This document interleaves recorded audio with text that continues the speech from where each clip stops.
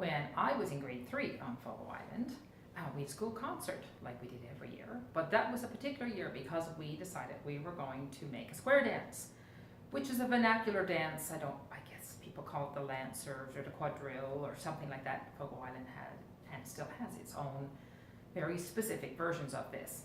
In any event, I was put together with Lynn Tobin, who was the only boy in school that was tall enough to be my partner.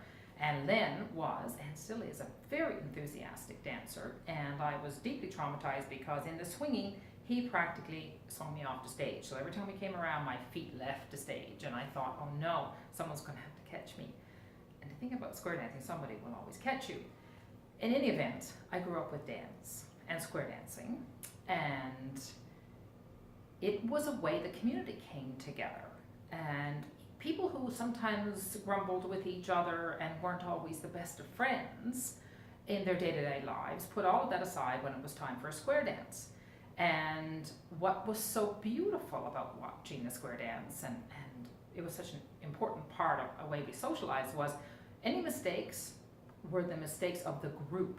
And so it was really accessible. So even if you weren't a great dancer, they'd always say, well, come on and get in. And they would help you, and you would just watch all the little subtle cues among the group. Eye contact, a little prod on the elbow, a little touch on your back, and before you know it, you're dancing with the pros and feeling like you're a part of it. And so when I came home again in, many years later, and I was trying to reorient myself in home, the first place I went, of course, was to square dancing. And we have the Outport Square Dancers on Fogo Island now. And it was remarkable how much I remembered, and was also remarkable that whole feeling of belonging came back, and the feeling of being a part of a group, recognizing, of course, that we live in the great age of separation, where everybody lives in the question and tries to answer the question of how do I belong to the world. I think group dance is a really important part of the answer to the question, because the one thing dance does, whether group or individual dance, it does many things, and there's a close relationship between human emotion and dance. But the most important thing, I think, is we in the digital world are increasingly prisoners of our brains.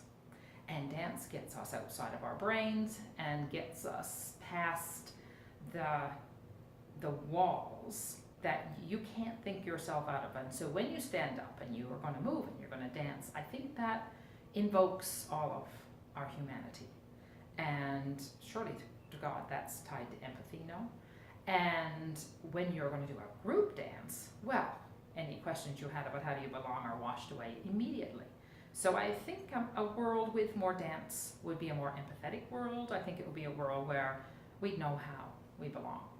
And I would say, is there a human being on the planet that can resist the urge to get up and dance when Ed Brett starts playing Muscles in the Corner?